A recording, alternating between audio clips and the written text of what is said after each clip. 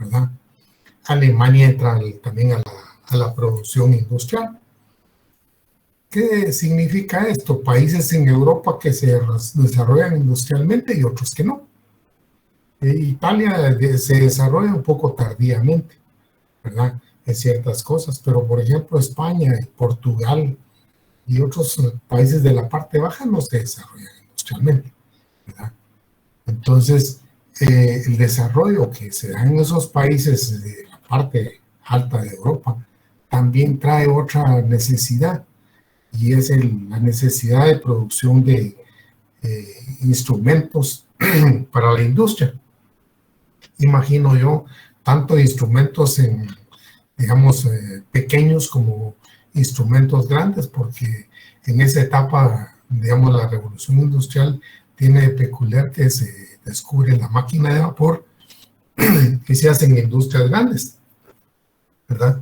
Entonces las máquinas son impulsadas por el vapor y, digamos, ya hay un sistema de producción más fuerte para lo que se necesita, pero necesitan producir maquinaria y para eso necesitan mucho metal.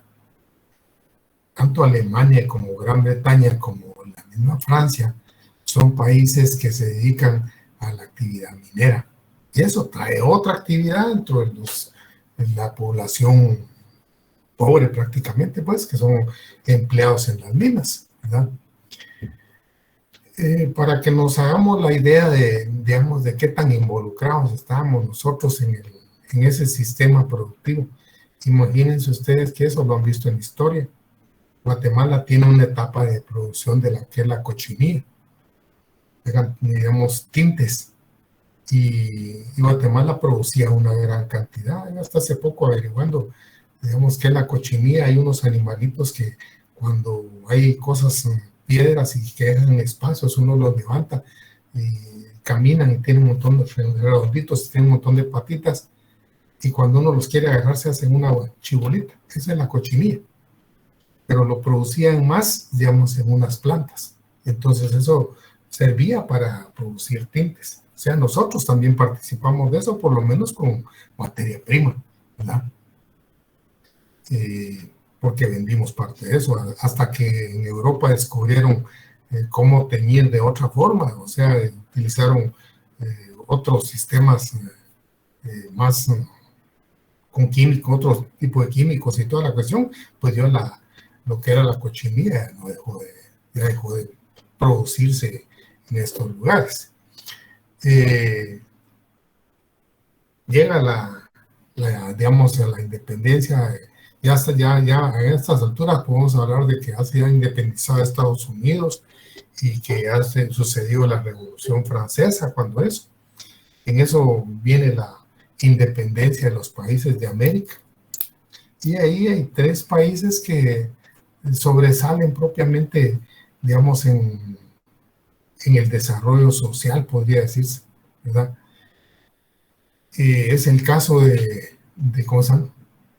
De México, por ejemplo. México tiene una particularidad, y es de que fue un virreinato. Eso como que, virreinato en la colonia, eso como que lo hizo proclive a querer mantener una situación de alguna monarquía. Es el único país de Latinoamérica que ya independiente quiso imponer una monarquía. Y les digo que quiso, que sí la tuvo, pues, pero creo que fueron cerca de 10 años más o menos que duró eso. Y entonces eso crea, digamos, esa monarquía que se quiere imponer en México no es una cuestión propia de los mexicanos, sino que es una participación de Gran Bretaña, Holanda y España. No, perdón, Gran Bretaña, Francia y España. No para rescatar propiamente el pedazo de México, sino para frenar el crecimiento de Estados Unidos. Pues ustedes se recordarán, Estados Unidos, digamos, la colonización es solo la parte del Atlántico, pero ya como un país independiente empieza digamos, a extenderse hacia el oeste, ¿verdad? A quitarle terreno a México. Todo lo que es California, toda esa parte, digamos, se lo quita, y entonces ahí, digamos, también se lo quita porque son lugares que van por el oro y toda la cuestión, pero digamos, ahí prácticamente los países europeos ya como que veían venir un, digamos, país mucho más fuerte que ellos, ¿verdad? Y entonces quisieron imponer una monarquía ahí, con la aquiescencia de algunos mexicanos. Eso provoca en México, digamos, una serie de problemas y se da lo que es la guerra civil, una guerra civil que dura tal vez como unos 60 años más o menos. En ese tiempo aparece Zapata, Pancho Villa, Joaquín Murrieta y un montón de líderes mexicanos, digamos, y ideólogos también. Y al final México, digamos, termina su guerra civil como en 1910, imaginen ustedes.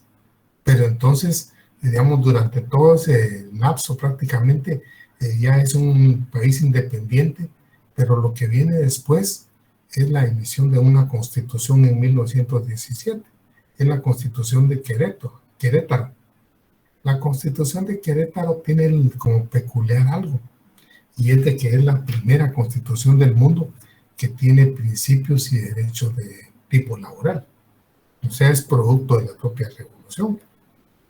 Y luego se da en México otra situación. Hay un presidente que se llama Lázaro Cárdenas que sienta las bases para que, digamos, un gran partido que se ha formado tenga de base los sindicatos. Es el PRI. Y ese partido dura en el poder de México a partir de 1910 como 70 años, ¿verdad? Y no cae duda que tuvo efectos malos y buenos. Entre los buenos está el desarrollo prácticamente de cierta situación del derecho de trabajo, ¿verdad? Porque al estar organizados los sindicatos y constituidos como parte del partido y toda la cuestión, pues la proyección del derecho de trabajo es diferente que países así como el nuestro, ¿verdad? Otros dos países que tienen una situación de crecimiento, digamos, por su ámbito político, son Chile y Argentina. Chile y Argentina no es una cuestión ni de revolución interna ni nada, sino que lo que pasa es que por alguna razón se crean condiciones en esos países para absorber inmigrantes europeos, ¿verdad? Y quizás no solo inmigrantes europeos, sino, digamos, personas con cierta capacidad y todo, y estando en esos países fácilmente los asimilaban, ¿verdad?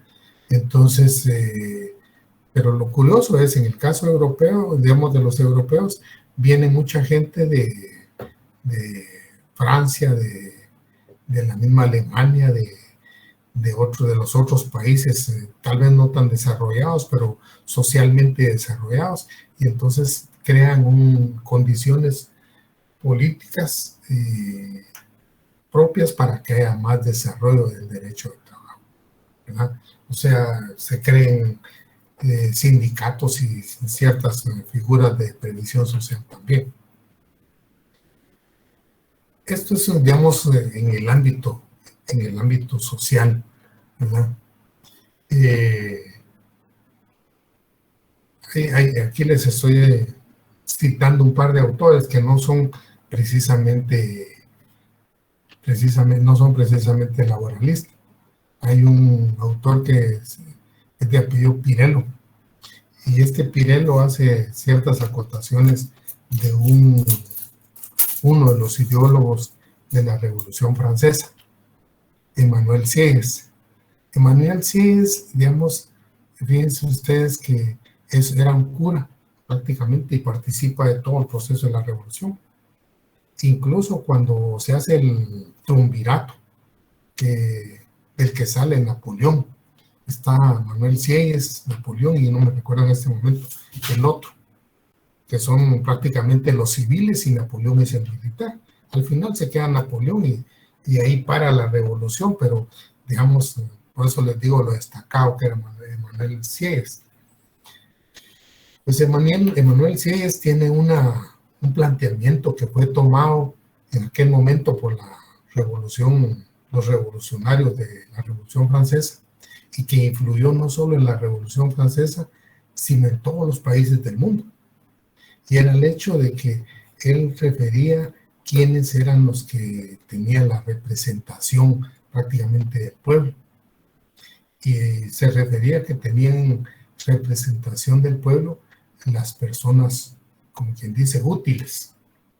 Y entonces descartaba a los nobles porque decía que ellos eran más bien parásitos que personas útiles, porque tenían un montón de privilegios.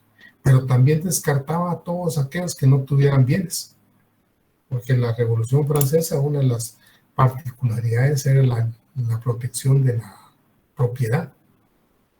Y entonces los que tomaban decisiones políticas, o sea, los que votaban, eran nada más la gente que tenía bienes.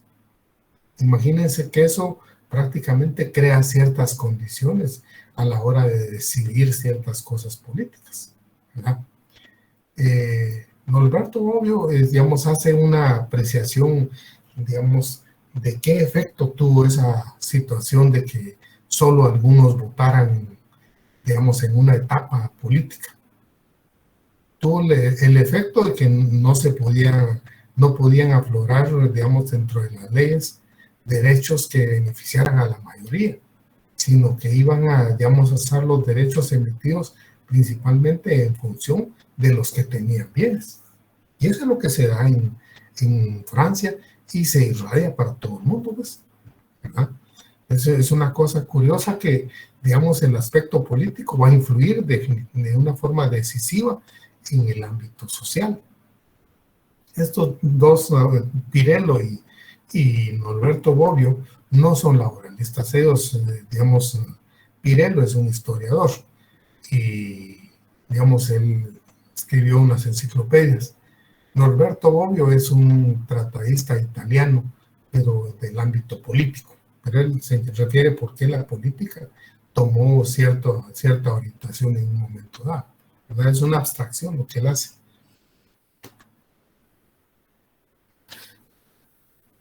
Hablemos de la descripción del ámbito laboral.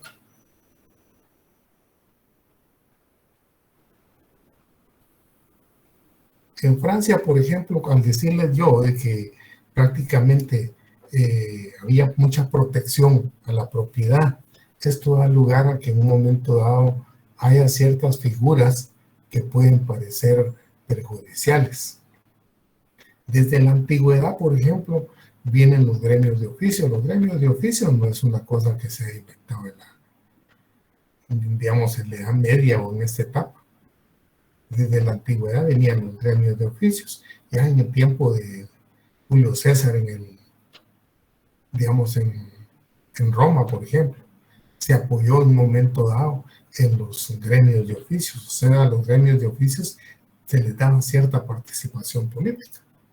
Porque la decisión política, digamos, como la conocemos hoy, que es la decisión por la representación, digamos, popular, es una forma que nace en Francia. Antes de esa etapa se da la representación por grupos, por sectores, que es la representación corporativa. Se da a través de los gremios prácticamente que representan políticamente, ¿verdad? Entonces, cuando se da en Francia el crecimiento y la protección de la propiedad, ven eso como un obstáculo. Y entonces, en 1776 no había sucedido todavía la revolución, pero ya habían dentro de los políticos franceses mucha gente con ideas liberales. Y una de las primeras cuestiones es buscar la manera de eliminar todo lo que son los gremios de oficios, que en ese momento se llaman las corporaciones de oficios. Y es que las corporaciones de oficios hacían la representación en las municipalidades. Ustedes oyen, por ejemplo, se habla de la corporación municipal. La corporación municipal venía a ser en ese momento representada por prácticamente delegados de los diferentes gremios. Entonces la representación, digamos, cambia en ese momento, porque con el edicto Turgot se eliminan todo lo que son las corporaciones de oficios, o sea, desaparecen, por lo menos en Francia. Y situaciones similares se fueron dando en los demás estados. No es una cuestión de que solo ahí se haya quedado eso. Se fue generalizando y fue cambiando las condiciones de vida en los pueblos, ¿verdad? Y en 1791, ya cuando se había dado 2 años después de la Revolución Francesa, aparece ahí dice la loi Le Chapelier, o sea, la ley Le Chapelier. Esa ley, digamos, se lleva ese nombre porque el autor es de apellido Le Chapelier. Y esa ley consiste en la prohibición de la existencia de asociaciones de personas. La misma ley contempla que las personas que se reúnen para nombrar representantes y toda la cuestión cometen un delito. O sea, no solo se prohíbe, sino que digamos, el hecho de querer hacer una asociación constituye un delito.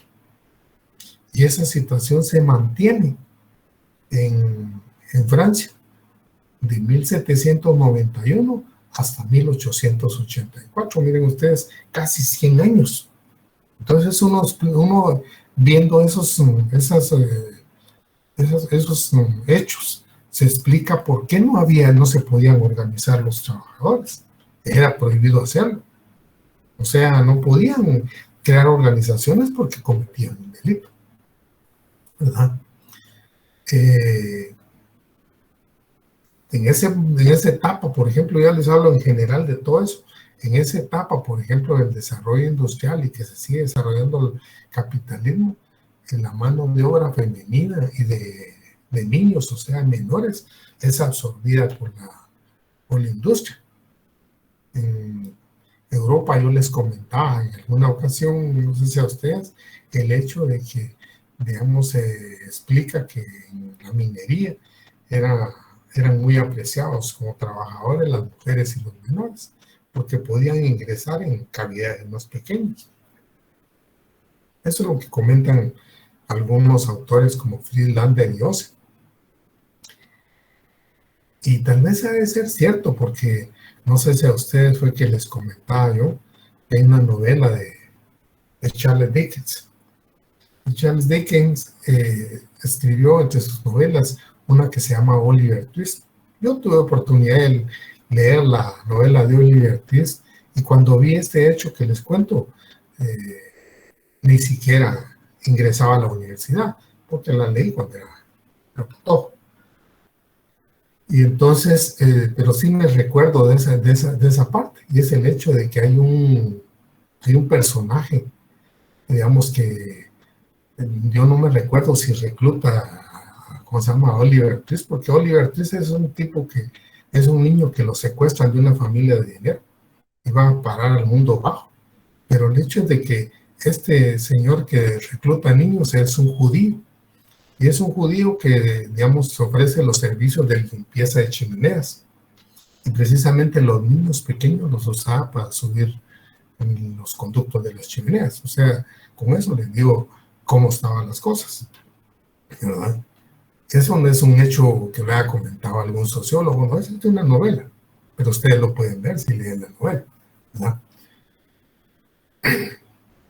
Aquí, digamos, hay una situación bien curiosa y es de que los principios de la Revolución Francesa se revierte, podría decirse, contra la sociedad pobre, porque el principio de libertad y contratación, por ejemplo, deja a la persona en la situación de contratar hasta donde aguante, ¿verdad? Y entonces las primeras oposiciones de los trabajadores, aun cuando no tienen todavía organizaciones formadas precisamente como sindicatos, es digamos, el hecho de que se limite la jornada de trabajo, porque se habla que en Europa, digamos, había jornadas hasta de 14 y hasta 16 horas. Y aquí les traslado el pensamiento de un ideólogo, un economista francés de esa época, Paul Leroy-Beaulieu. Dice: el principio de la libre contratación deja a la voluntad del trabajador y del patrón la fijación del tiempo durante el cual el segundo utiliza el trabajo del hombre. Intervenir en el acuerdo de voluntades es contrariar las leyes económicas. Pero además, ¿por qué ha de prohibirse al trabajador que desarrolle todo su esfuerzo si ello le conviene y le proporciona un mayor ingreso? Y sigue la base, yo no les copié todo. Y al final dice: la limitación de la jornada de trabajo traerá consigo la reducción de posibilidades de ganancia, o sea, para la empresa y para el mismo trabajador.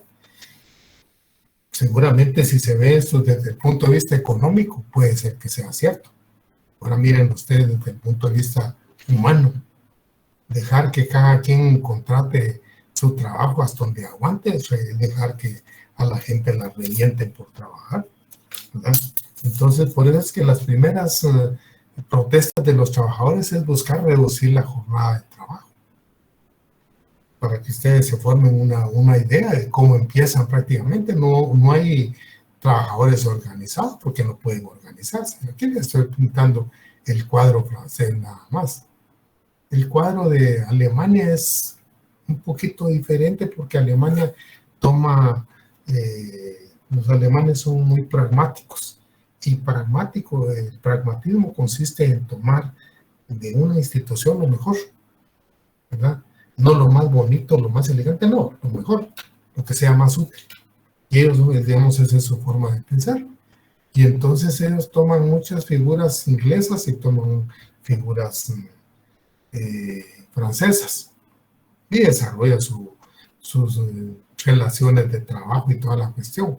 Sin embargo, llega un momento en que sí han crecido ciertas organizaciones dentro de su país, casi que pueden calificarse como sindicatos, y entonces sucede un hecho bien curioso, es de que hay un atentado contra el canciller, y entonces ese atentado contra el canciller lo toman como un pretexto para digamos, eliminar el derecho de asociación. Y fíjense ustedes que eso sea en 1878, un poquito atrasado, ¿no? Pero el hecho es que sucede también, y se crea la ley contra las nefastas actividades de la socialdemocracia. O sea, en esos países, en lo que es Alemania, recuerden ustedes que allí existió Federico Engels y Carlos Marx, o sea, ya se habla de ciertas figuras políticas. Pero digamos, esta situación da lugar prácticamente a que, digamos, se cancelen todas las organizaciones de trabajadores que había, y algunos ideólogos salgan de ahí exilados para otros lugares, ¿verdad? En Gran Bretaña se da otro fenómeno, y el fenómeno consiste en que desde 1799 se prohíben las asociaciones, igual que en Francia. Pero Gran Bretaña, digamos, entra en una política diferente, tal vez por el hecho de ser una isla y, digamos, condiciones un poquito diferentes. Por eso levantan la restricción en 1826, o sea, 27 años después, pero crean un mecanismo de control de las organizaciones de los trabajadores, y es de que los registros sean públicos y hacer responsables a los directivos. Entonces, los limita bastante, mas no limita la organización, y eso permite que más adelante Gran Bretaña sea el primer país que tiene un partido que es formado por sindicatos, ¿verdad? Que hasta el día de hoy es el partido más grande de esa naturaleza.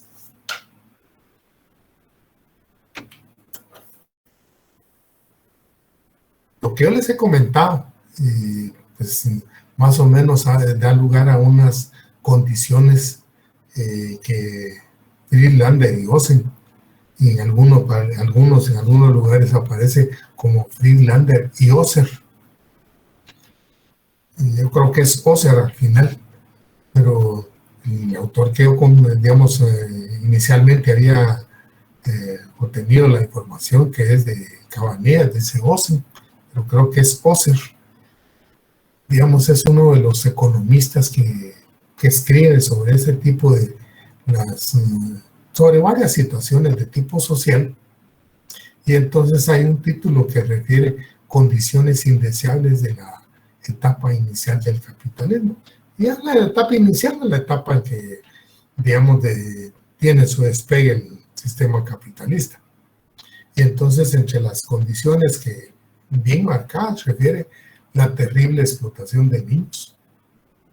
No sé si a ustedes les había comentado que uno de los primeros logros, por ejemplo, de los trabajadores es lograr que no se empleen trabajadores menores de edad con muy pocos años. Y precisamente en Suiza es el primer lugar donde se emite una disposición de eso. Y el límite está en 9 años. Entonces, hagan ustedes la idea que sí había bastante explotación de niños. La excesiva duración de la jornada de trabajo, ya les comentaba, jornadas de 14 hasta 16 horas. Los salarios muy bajos, principalmente después de que se dan algunas guerras, hay cierta depresión económica, entonces los salarios se bajan todavía. Si a lo otro agregamos eso, imagínense las condiciones de vida, ¿verdad? La congestión de gran número de gente en ciudades insalubres y pestilentes. Hay una situación, las ciudades europeas, igual que las ciudades nuestras, crecen, digamos, por la inmigración de gente y no hay una planificación.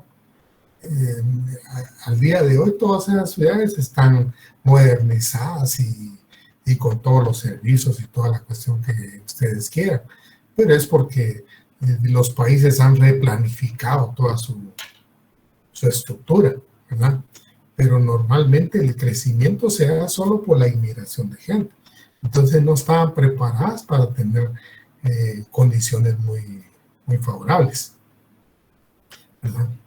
Me permiten unos 3 minutos, solo voy a tener una cuestión aquí.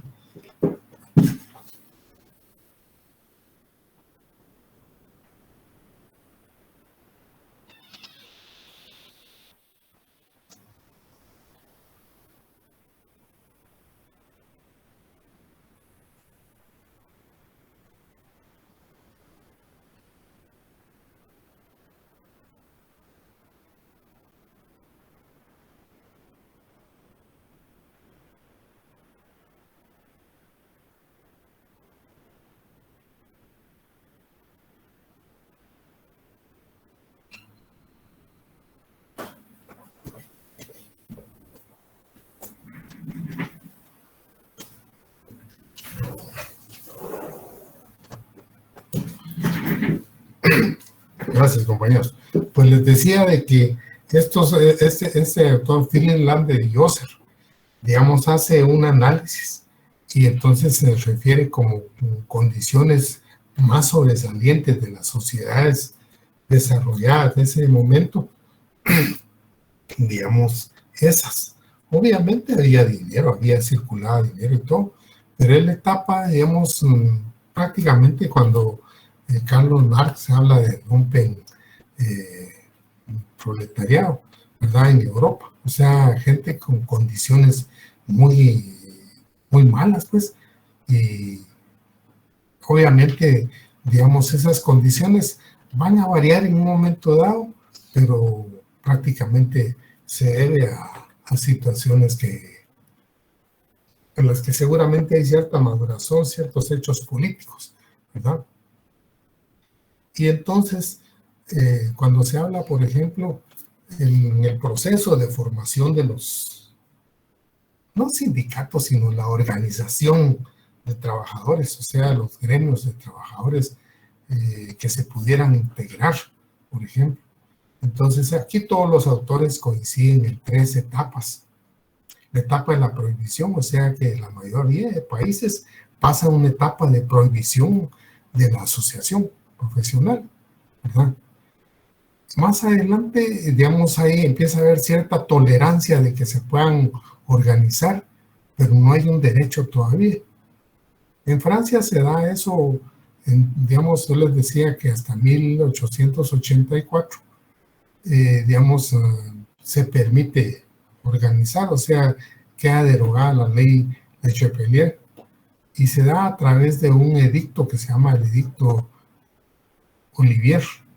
El Edicto Olivier, digamos, prácticamente es el que deroga a la ley Le Chapelier, que casi 100 años después. Entonces se da en 1884. Sin embargo, desde 1864 empiezan a permitir en Francia que los trabajadores se organicen. O sea, el Estado no ha levantado la restricción, pero ante tanta presión de los trabajadores y ante tanta crítica de ideólogos prácticamente, porque ahí juegan un papel muy importante los ideólogos respecto a los distintos temas, y entonces van creando una nueva forma de ver las cosas y el Estado va empezando a tolerar. Entonces esa etapa se llama la tolerancia. Como les digo, en Francia es donde se ejemplifica más, tal vez porque es uno de los países que tiene su ley más organizada y es más fácil de asimilarla porque es digamos, un derecho latino, ¿verdad? Pero lo que es Gran Bretaña tuvo una situación similar. Por ejemplo, levantó la restricción para que se organizaran los trabajadores, pero prohibía de todas maneras lo que era el desarrollo de la huelga, el paro, cualquier tipo de protestas, y lo prohibía teniendo controlados a los dirigentes de las organizaciones y procesándolos prácticamente por las cosas que sucedían, ¿verdad? Esa situación no solo se da en Gran Bretaña, también se da en Estados Unidos. Recuerden ustedes cuando se habla de cómo nació el 1 de mayo, por ejemplo, según la versión de los gringos, ¿no? Es precisamente cuando hay un enfrentamiento entre trabajadores y patronos. Y entonces ahí empiezan a perseguir a los directivos. ¿Cómo perseguían a los directivos? Los tenían controlados, inscritos, y los perseguían y los responsabilizaban de lo que pasaba, ¿verdad? Pero hay un momento en que empieza a haber cierta tolerancia y ese se llama la etapa de la tolerancia. Y la etapa de la legalidad empieza cuando prácticamente se evita la restricción. Yo diría que tal vez no solo evita la restricción, sino que empieza a haber cierto derecho de poder crear asociaciones. El derecho de crear asociaciones no nace en ningún país individualmente, nace precisamente a raíz de que se firma el Tratado de Versalles, porque en el Tratado de Versalles claramente, digamos, se establece el derecho de que todo el mundo pueda asociarse para proteger sus intereses, ¿verdad? Ya sea, digamos, dentro del ámbito legal. Y en ese sentido refiere de una vez a patronos y a trabajadores, o sea, el Tratado de Versalles, pero eso se da en 1919. O sea, no es un proceso corto, sino que es un proceso largo. Entonces, esta etapa de la legalidad, yo no podría decirles, porque para algunos autores se da a partir de que se le quita la prohibición. Para mí, una legalidad total se da al momento que los trabajadores sí pueden organizarse, no solo que les quiten la prohibición, ¿verdad? Ahora bien, si hablamos de las primeras conquistas de los trabajadores, algunas se dan dentro, digamos, ¿qué les dijera yo? Ya propiamente cuando los trabajadores se pueden organizar, ¿verdad? No se dan antes. Y seguramente en algunos casos pudo darse, digamos, antes, porque los trabajadores ya para la última década de 1900, 1800, ya se organizaban y, digamos, celebraban congresos de sindicatos. De ahí viene, digamos, por qué se habla de asociación profesional. Fíjense ustedes que los sindicatos se organizaban y formaban congresos según las ramas de producción. Por ejemplo, los sindicatos de los trabajadores ferroviarios, por ejemplo, todos los trabajadores de los trenes, los trabajadores, digamos, de la metalurgia, o sea, de cuestiones de metal, que se dedican a ese tipo de actividades, los guanteros, de los sastres, por ejemplo. O sea, en un principio la organización de los trabajadores solo va por profesiones. Y entonces, digamos, van obteniendo en algunos casos algunas mejoras, pero no las van obteniendo a nivel de Estado, sino a nivel de empresas. O sea, habrán algunos patronos que acepten reducir ciertas condiciones con sus trabajadores, porque son, digamos, de alguna manera, digamos, comparten ciertas cosas con los trabajadores o ven beneficioso que así sea. Por ejemplo, en Gran Bretaña hay un empresario que es Robert Owen. Él es uno de los que empieza a reducir la jornada de trabajo en Gran Bretaña, ¿verdad? Entonces, entre las conquistas, de las primeras conquistas de los trabajadores, está establecer edades mínimas para que los trabajadores puedan laborar. Ya les decía yo que por 1890, por ahí, es que se crea en Suiza, en Berna, una ley precisamente que prohíbe contratar trabajadores menores de 9 años, por ejemplo. O sea, ir reduciendo eso. Establecer jornadas de trabajo más cortas. Yo les comentaba el caso de Robert Owen, que es uno de los primeros que establece en sus hilanderías jornadas de 12 horas y después llega a ser incluso menor. Porque aquí tenemos que pensar que una fábrica no podía meterse a cambiar las cosas si a la par había otros que estaban prácticamente en la misma actividad y prácticamente no aceptaban que eso sucediera, ¿verdad? O miraban como una cosa que les podía afectar a ellos en el futuro. Es una situación bien compleja. La limitación del trabajo nocturno de mujeres y menores, que en nuestro código estaba. Yo, cuando en derecho de trabajo uno les he contado, por ejemplo, ustedes miran, eso se quedó derogado, porque estaba eso como un derecho, pero a instancia de las mujeres, pues entonces no hay la limitación para que trabajen de noche. Pero esa es una de las limitaciones de las conquistas que se atribuye a la organización de trabajadores. Establecer un máximo de jornadas en las labores insalubres y peligrosas, que es una cosa que hasta el día de hoy se ha ido logrando, que en ese tipo de jornadas no trabajan tiempo extraordinario, o sea, hacer las jornadas esas un poco más cortas en aquel tiempo de los que había. Y mejorar, digamos, los salarios. Esta es una situación que seguramente no es una cosa generalizada. Algunos en algunos lugares lo fueron logrando, pero ustedes ven, hay puntos directamente de las necesidades que aquejaban a los trabajadores. Por ahí van las primeras conquistas.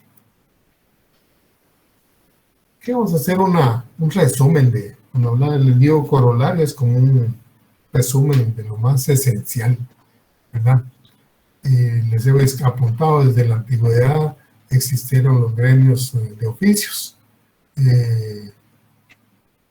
En la Edad Media, más o menos, en la edad, digamos, en la época feudal, se crearon las corporaciones de oficios. Estas fueron aniquiladas en el inicio del sistema capitalista. Ahora, ustedes pensarán por qué de alguna manera existen las corporaciones de oficios basadas en los gremios y por qué se les da participación política. En el sistema monárquico, el que sostiene el sistema monárquico es la oligarquía militar. Y cuando ustedes ven, por ejemplo, en la antigüedad de los caballeros, no eran más que los generales de un pueblo, ¿verdad? Normalmente, en algunos casos, esa oligarquía también imponía sus condiciones al monarca. A veces hacían ciertas sublevaciones y le imponían ciertas condiciones. No solo lo apoyaban así ciegamente. Eso es precisamente lo que sucede en Gran Bretaña. Cuando aparece el Parlamento y, digamos, y y se crea el Parlamento, se crean más adelante, unos 400 años después, otros derechos a favor del Parlamento. Empiezan en 1200 y algo, y en 1600 aparece otra vez. El Parlamento no es un congreso del pueblo. El Parlamento es la representación de los caballeros de la corona. Entonces, los monarcas, para como que de alguna manera no estar en una situación totalmente de encerrona, empezaron a crear en Europa lo que eran las corporaciones de oficio, con vistas a crear las corporaciones municipales. Las corporaciones de oficios manejaban la administración del municipio, ¿no? Y era una forma de quitarles un poquito de fuerza digamos, a la oligarquía militar, ¿verdad? Digamos, por eso se creó esa situación en Europa. Entonces, cuando eso era parte precisamente del sistema monárquico, ¿verdad? Sin embargo, esas corporaciones de oficios crean toda una estructura, y crean toda una estructura, hasta era una situación, una forma como cofradía. Imaginen ustedes que hasta nuestros días todavía se conservan parte de esas figuras. Nosotros tenemos el 3 de mayo, el Día del Albañil, y están ligados, digamos, religiosamente al ejercicio de una profesión.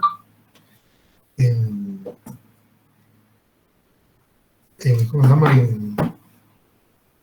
El 30 de julio, hace años se celebraba el Día de San Cristóbal, y era el día del chofer, por ejemplo.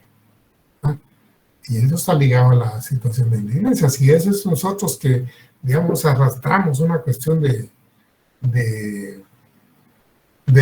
prácticamente de la monarquía. Imaginen, en esos países es mucho más marcado, pues, ¿verdad? Entonces, esa es la situación, digamos, por qué los trabajadores tienen cierto crecimiento en un momento dado.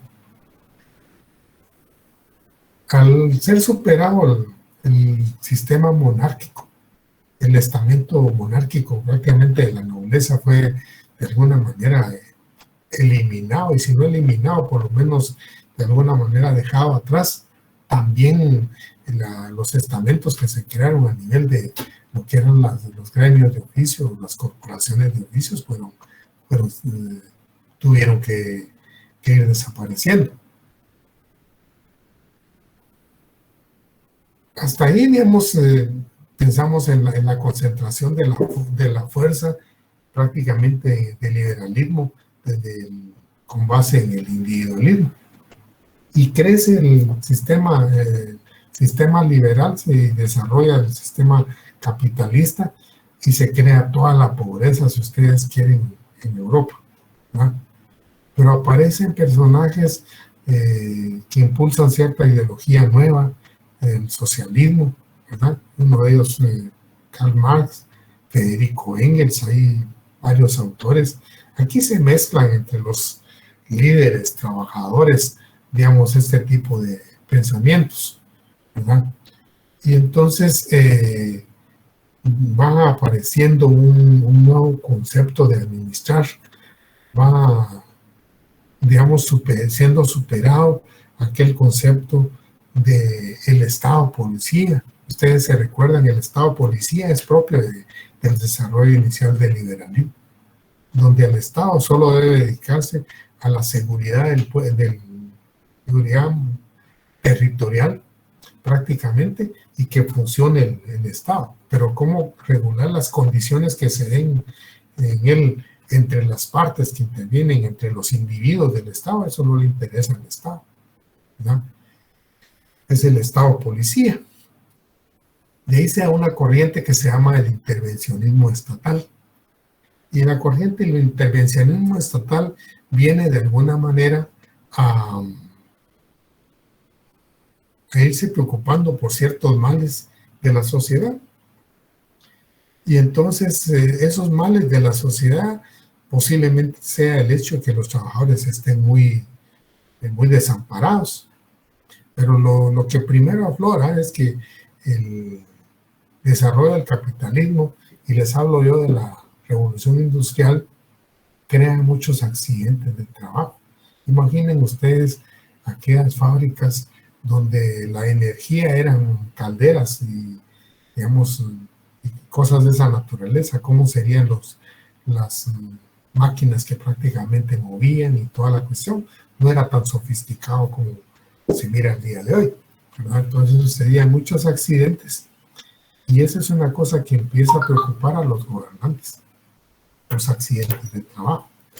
Y seguramente también los riesgos profesionales, porque aunque alguien no tenga un accidente de trabajo, puede ser que el desempeño de una función de un trabajo le puede crear un daño personal, ¿verdad?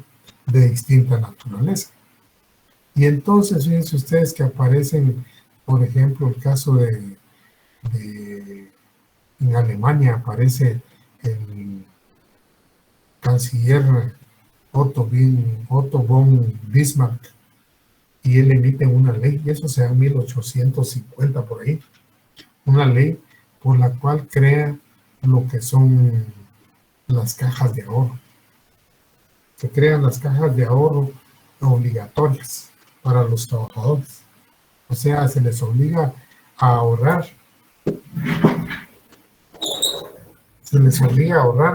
para poder tener, digamos, algún tipo de reserva, algún tipo de bienes en un momento dado, digamos, que pudieran tener accidentes, ¿no?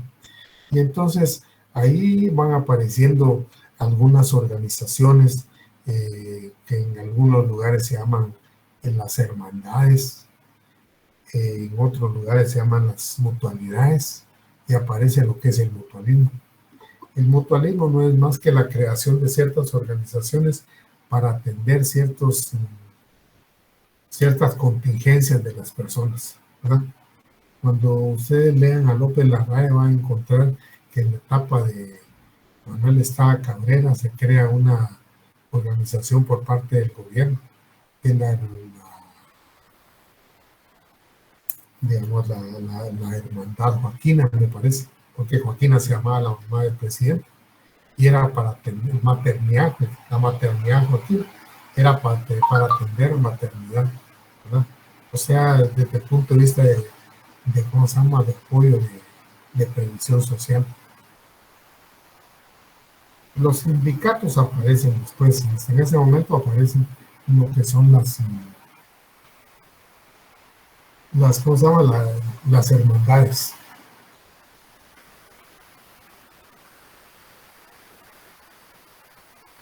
Aquí les he apuntado yo algo de que no se puede establecer exactamente en qué momento nacen derechos laborales, si nacieron, digamos, en algunos lugares aislados, posiblemente sí se dio, ¿verdad?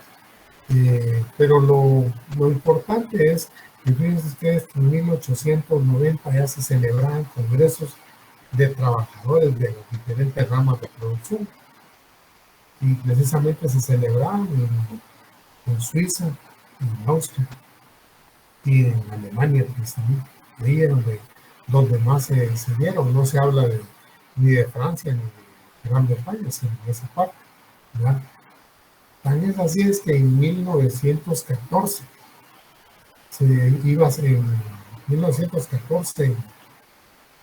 en septiembre, se iba a celebrar un congreso en Berna, y había el compromiso del Estado de, digamos, emitir leyes para reducir la jornada de trabajo y evitar el trabajo nocturno.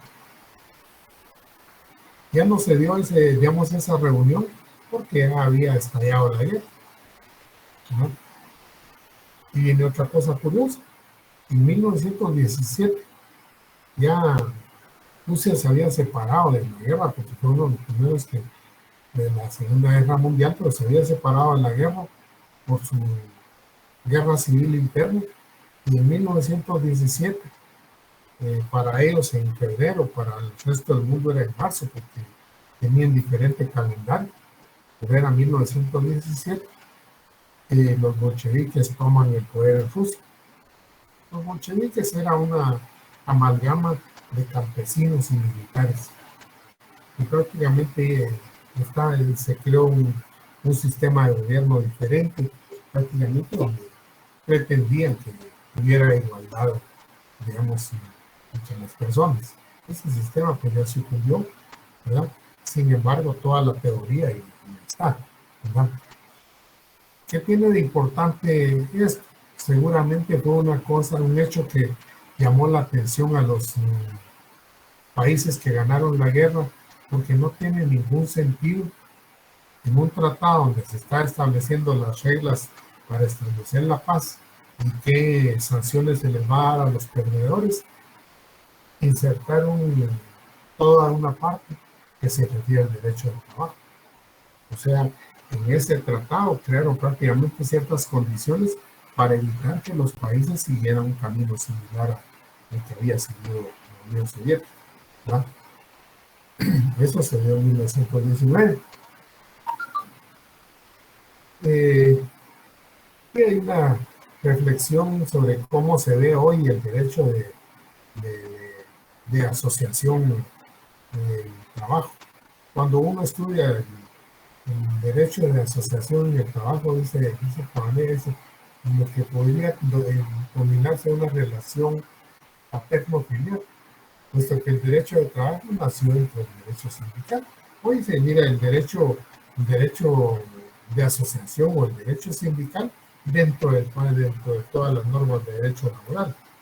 Pero no hubiera habido derecho laboral si no hubiera habido derecho sindical primero. Eso es a lo que refiere Cabanillas, ¿verdad?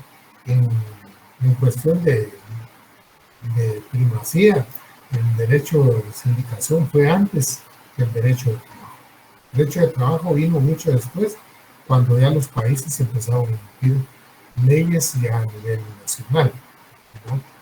Y no fue antes de 1919, fue después de esa fecha cuando los países empezaron a emitir su propia ley.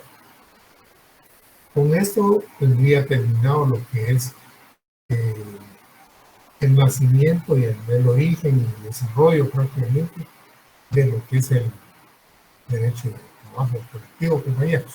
Si hay alguna duda, quisiera que la manifestara.